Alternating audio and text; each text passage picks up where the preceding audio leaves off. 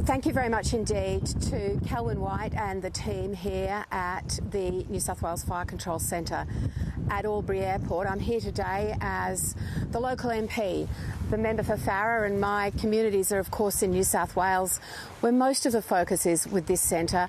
But as you just heard, there's incredible cross-border cooperation.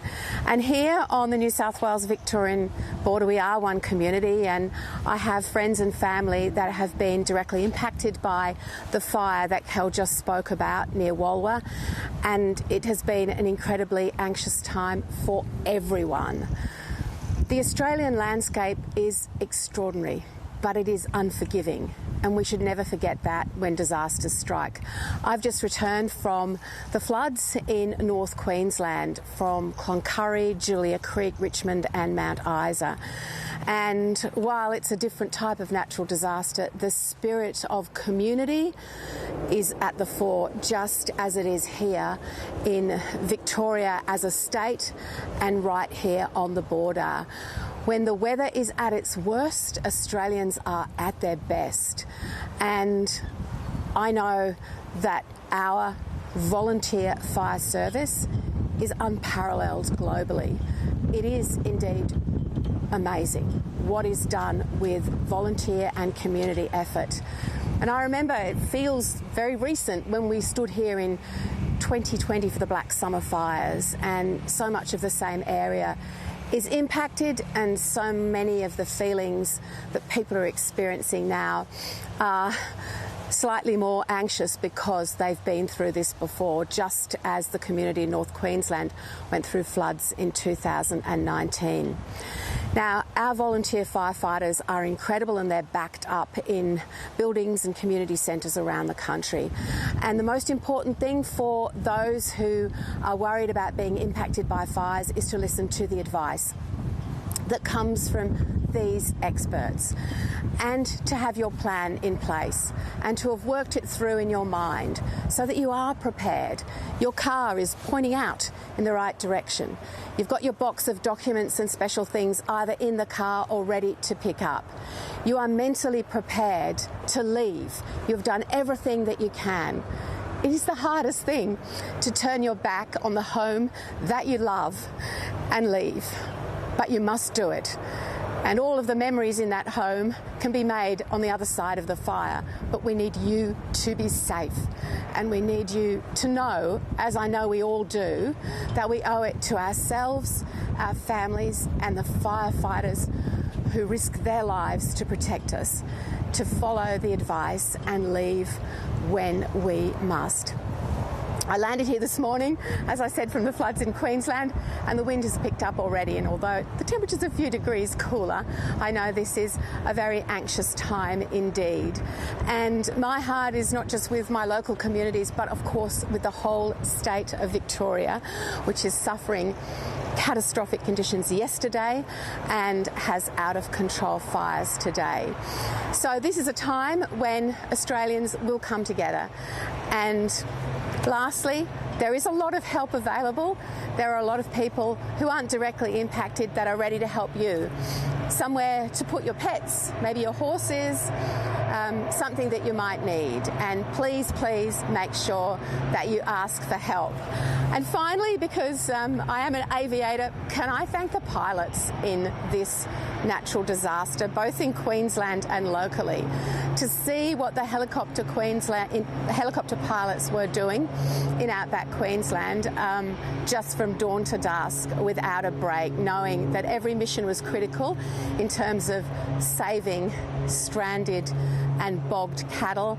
And here we've had the big sky crane, we've had the smaller helicopters, we've had the air tractors, and they're just coming and going when they can, because obviously when it's too windy they're not able to fly, it's not safe in the fire zone.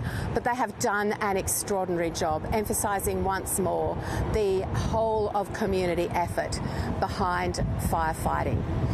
I'm happy to take questions. Susan, we know bushfires, either through past experience, the trauma from that, or just the thought of losing homes, it can be a really stressful time for a lot of people. What's your message to those who may be reluctant to leave their homes if they need to, or just going forward, we know there is a threat right on the doorstep near where you are. What's your message to people around that if they can't The advice is there. Your local firefighters, whether they be in the CFA or the RFS, they know where you are and they want to help you. And when they ask you to leave, it means you must leave.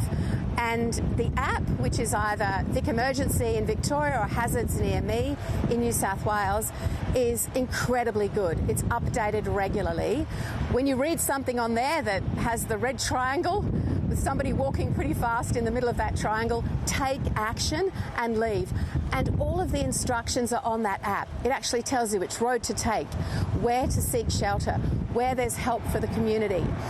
But you must be prepared to go, and you cannot be making up your mind as the crisis strikes. So have those conversations, have your plan in action, have everything ready, and then be prepared to go. Not to look back, but just to go. And that, I think, is the most important advice that everyone who's been through fires would be explaining to those in the community. And so many people have been through this before, and there's a lot of advice, and I said help all around. Take that advice and take that help.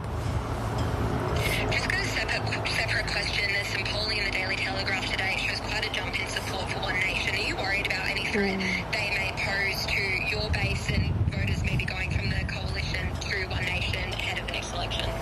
I'm totally focused on the issues that I've just spoken about, whether they be in flood-affected areas or fire-affected areas. And obviously, my team has worked very hard to deliver the Commonwealth Royal Commission that the Prime Minister refused to accept was a reality for a full 3.5 weeks on behalf of victims and their families and the scourge of anti-Semitism and radical Islamic extremism in this country.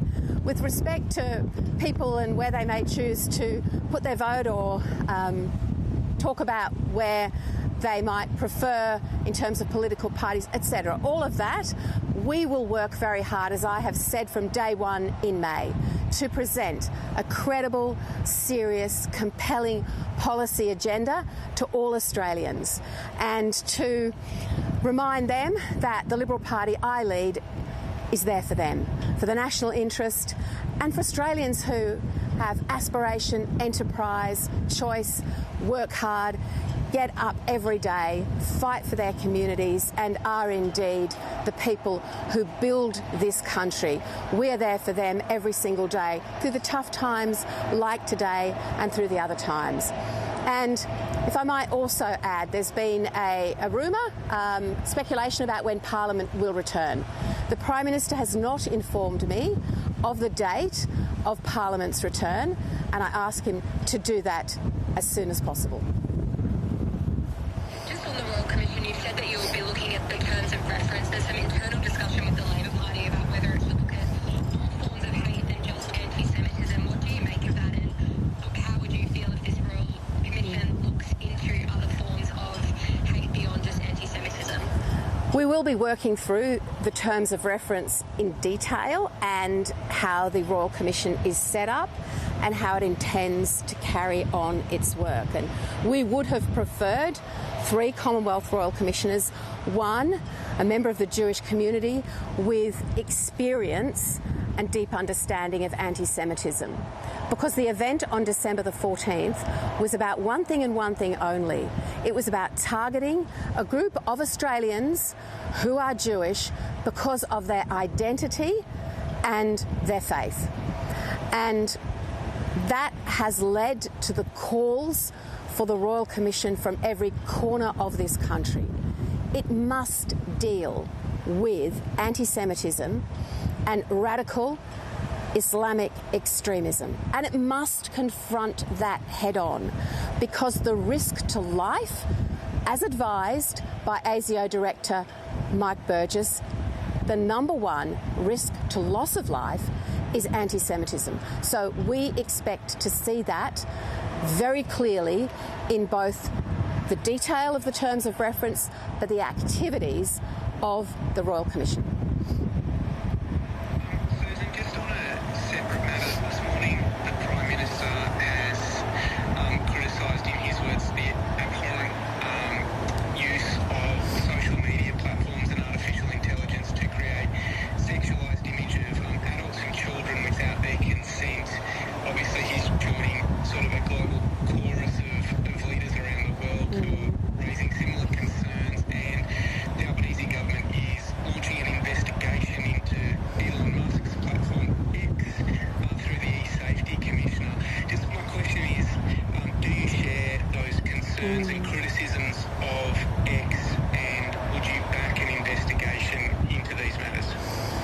The publishing of images without consent, however they are created, of women and women's bodies, or any person and their body, without their consent is abhorrent. It is totally abhorrent, it is totally unacceptable, and it needs the strongest possible response. And we support any efforts to deliver that strongest possible response. Final questions, please. I think we're all happy with that. Thank you. Thanks, everybody. Appreciate it. Thank you. Thank you.